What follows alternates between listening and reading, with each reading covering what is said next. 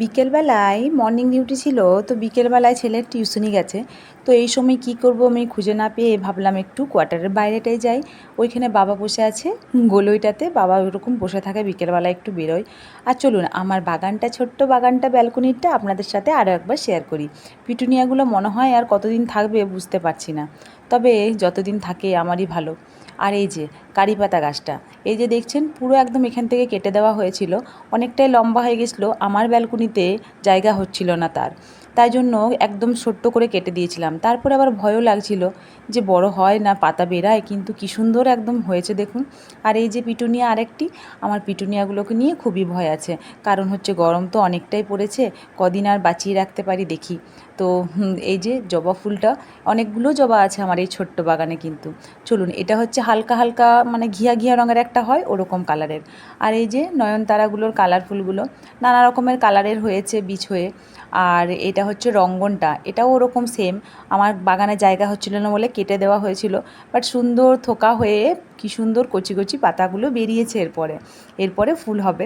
আর আরও নয়নতারা চারিদিকে, আমাদের নয়নতারার বীজগুলো ফেলেছিল হাজব্যান্ড।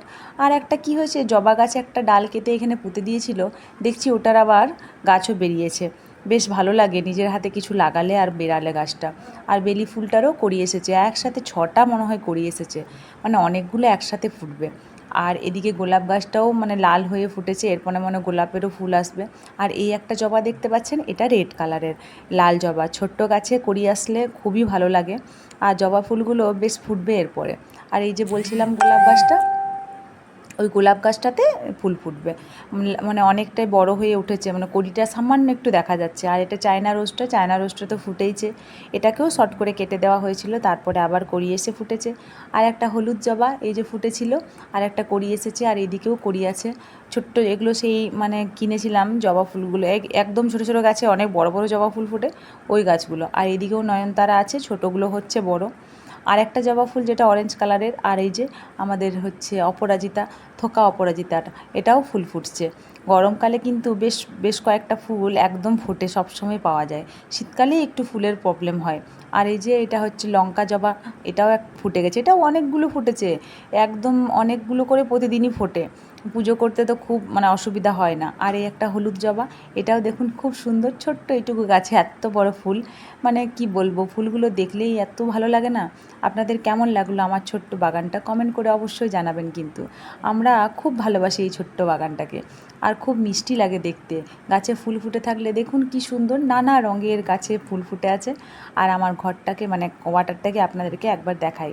এই যে ওপরের কোয়ার্টারে অন্য সিস্টার থাকে, আর আমি নিচের কোয়ার্টারে থাকি। আর ওইদিকেও আছে ওপর নিচ করে।